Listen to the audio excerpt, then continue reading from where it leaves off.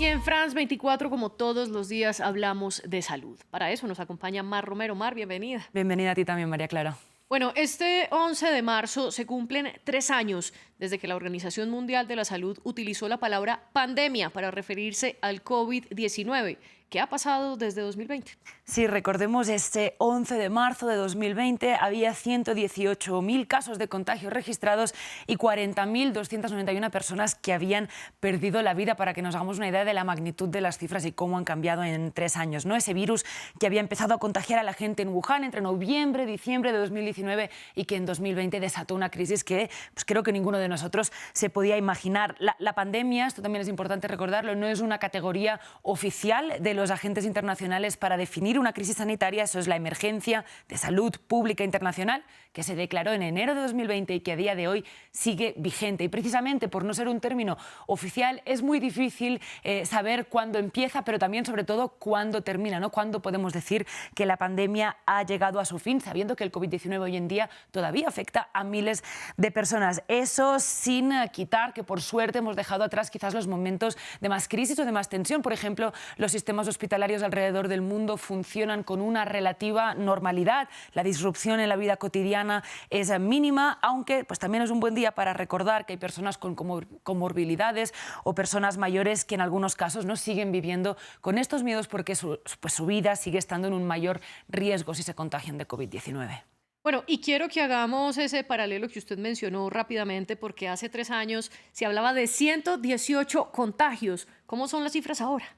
Pues estamos tan acostumbrados a las cifras y 2020 nos inundamos tanto de estas cifras que parecen haber perdido, por ejemplo, su magnitud. Por eso trajimos esos gráficos. A día de hoy hay 759,41 millones de personas que se han contagiado de COVID-19. Es más del doble, para que nos hagamos una idea, de la población de Estados Unidos. Estos son los casos nuevos que han habido cada día a lo largo de los 3 años. Y vemos algo muy interesante, y es que a pesar de que, por supuesto, durante el primer año fue el momento más crítico de la pandemia a nivel de efectos de salud, los picos más grandes llegaron con Omicron a inicios de 2022 y también a finales de 2022 e inicios de 2023 con las oleadas en China. Sin embargo, a pesar de que en esos fueron los picos de más contagios, el impacto en la salud pública global fue mucho menor, y creo que eso habla bien de cómo el mundo pudo prepararse o responder rápidamente a la pandemia. Cuando vamos a las cifras de las víctimas mortales, que quizás pues, es una de las partes más trágicas, uno de los rostros más duros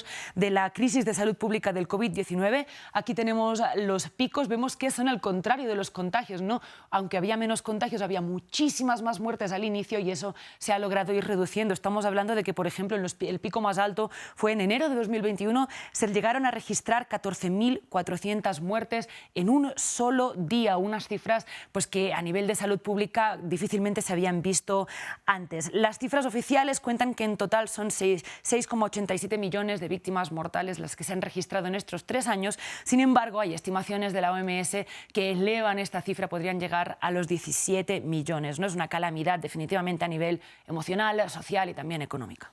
Y como usted lo dice, la pandemia del COVID-19 también fue una calamidad a nivel emocional, porque más allá de los muertos y los contagios, esta pandemia también generó muchas enfermedades mentales por los meses de encierro que tuvimos. Sí, yo creo que vernos encerrados, la incertidumbre, ¿no?, de qué podía suceder, nos hizo hacer a todos muchas preguntas y darnos cuenta también de la importancia que tiene cuidar este aspecto de la salud, el de la salud mental. Sin embargo, es cierto que el impacto real de la pandemia y sobre todo de los encierros de 2020 sobre la salud mental está un poco debatido. A día de hoy, 3 años después, sigue siendo una incógnita realmente la magnitud, al menos en términos de cifras. En general, el relato no es que pues, la depresión o la ansiedad aumentó. Una investigación de la Universidad de Queensland que se publicó en The Lancet, es quizás la más conocida al respecto de este tema, concluyó que en 2020 había aumentado 76 millones de casos más de ansiedad y 53 millones más de casos de depresión. Sin embargo, eso, como decíamos, sigue estando debatido, y es un ejemplo de cómo 3 años después seguimos teniendo tantas preguntas abiertas todavía alrededor del impacto de la pandemia.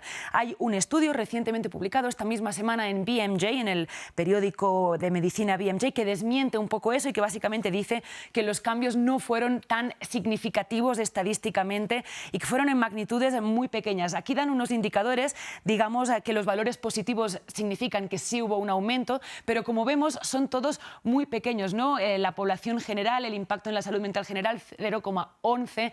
Sí reconocen, por ejemplo, que en las mujeres, tanto en los casos de salud mental general como en los síntomas de ansiedad o depresión, los indicadores son un poco mayores, llegamos a oscilar alrededor del 0,2. Sin embargo, no, recuerdan eso, que son pues básicamente señales estadísticamente muy pequeñas o incluso insignificantes.